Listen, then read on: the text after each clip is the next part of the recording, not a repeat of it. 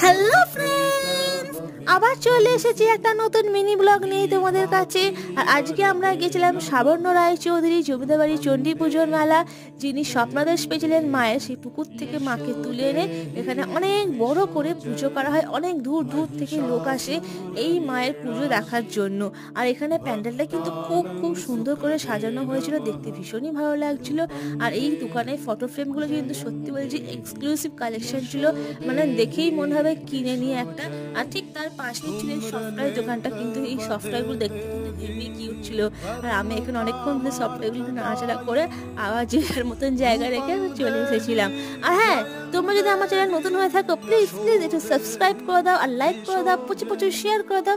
আর এই দোকান থেকে আমি গন্ধরাজ মোমো খেয়েছিলাম, ছিঁড়ি খেতে একদম যাকে বলে, না গন্ধরাজের গন্ধ আছে না চিকেন আছে ভিতরে, কিচ্ছু নেই, অখাদ্য টেস্ট একদম। আর জীবনেও খাবো না এই দোকান থেকে।